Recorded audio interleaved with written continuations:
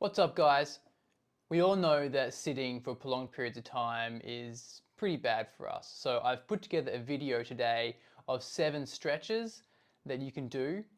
4 of them you can do in your chair, whilst the other 3 we can do on the floor. So you might look a little weird in the office doing the last 3 on the floor, but I promise you, if you do these chair-based exercises in the office, no one's going to know and you're going to feel much better for it.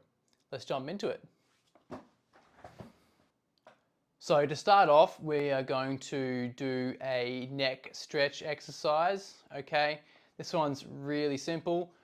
All we're going to do, take your free hand and you're going to grab onto the bottom or the side of your chair, reaching down with the shoulder, okay, and pulling onto the chair.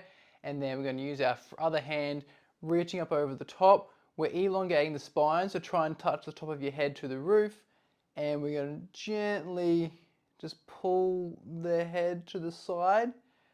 Imagine that you're trying to create as much space between your ear and your shoulder as possible. Gently pulling to the side all the time whilst reaching downwards with this arm and shoulder. Okay, and relax.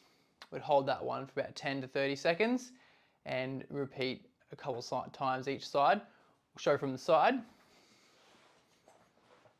The same thing, reaching downwards, okay, nice tall spine, tall head, reaching over and gently pulling to the side and relax.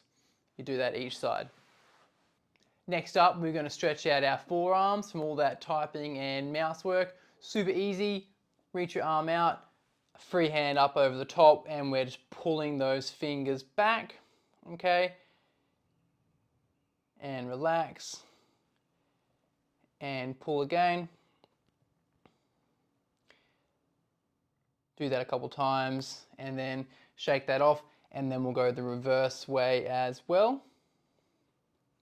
And this is stretching out the muscles on the top of the forearm. We want to keep our shoulder down at the same time. We don't want to be shrugging up. So shoulder down, gently stretch out those forearm muscles.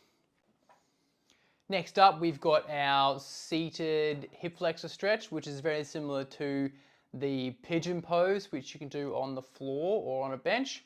So we would shift forward into our seat because it's going to be a bit challenging doing it sitting further back.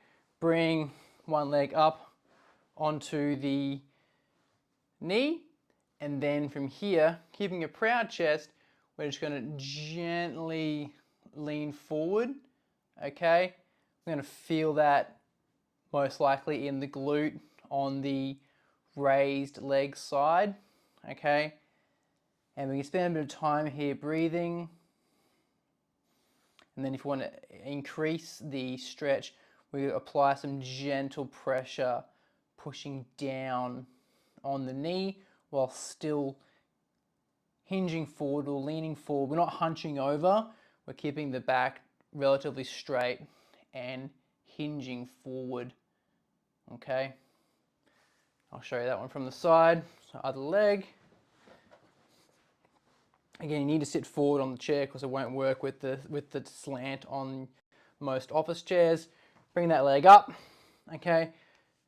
And proud chest, and we are hinging forward. Again, we're going to feel that in the glute. Going to feel that in the hip flexor there. And again, proud chest, hinging forward. And if we want to increase that stretch, we're going to gently push down on that knee, which will give us a little bit more space to lean forward and come through. Again, hold that one for 10 to 30 seconds until it becomes more comfortable, and you'll be able to increase the range that you come forward as well. Next up, we've got our seated groin stretch. So we're going to come forward on the chair again, wider with the feet, and then we're going to hinge forward, putting our elbows onto the insides of our knees, and we're going to actively push the knees outwards with the elbows whilst we're leaning forward, again with a neutral spine, actively pushing outwards, and we're going to feel that one in on the groin, okay? And then to make this stretch even more effective, we can actually push the knees inwards, driving inwards with the knees whilst we're pushing outwards. Create a bit of extra tension there, and then relax that force on the legs, okay? And it's going to push the knees out further, and we come deeper through on the stretch, okay? Show from the side. Same again. We're coming forward, making space through the hips, and pushing the knees outwards, and maintaining a proud chest whilst hinging forward. All right, we're now going to move over to our floor exercises. Okay, we're going to spend a little bit of time on the floor now, and we're going to start off with one of my favorite upper thoracic exercises for opening up the chest and the back. This one's super easy. So we're going to start off on our knees, okay, sitting back on our heels, and we're going to put our hands on the floor, okay, and we're going to do one side, and we're going to bring our right hand up. Just put it on the side of your head. Doesn't need to go all the way back, just wherever's comfortable, okay? And then this planted hand on the floor is pushing really hard into the floor, okay? And then we're going to just reach down and then pushing through the floor, open up the chest, trying to get this elbow as high and as far back as we can. Couple big deep breaths here. And then back down, pushing through the floor and opening back up. And again, some big deep breaths.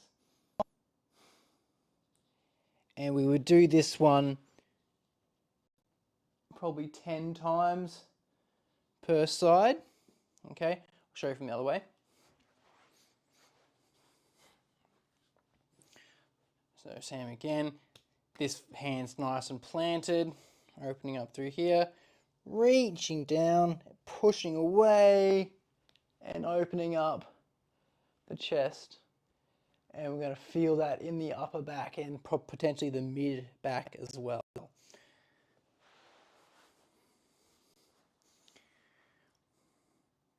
All right, next we're going to move on to a lat stretch, which is the muscles along our side.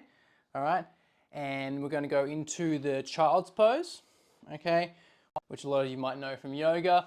Reaching out,